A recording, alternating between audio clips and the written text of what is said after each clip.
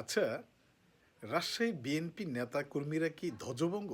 তাদের কোনো ব্যক্তিত্ব নেই, তাদের কোনো মেরুদণ্ড নেই।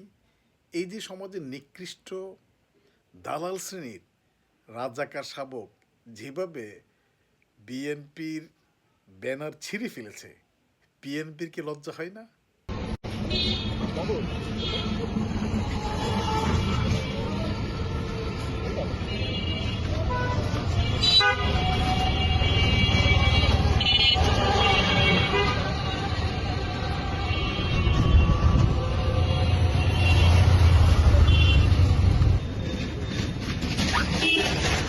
ও নাচলে খুলে ফেল, নাচলে খুলে ফেল।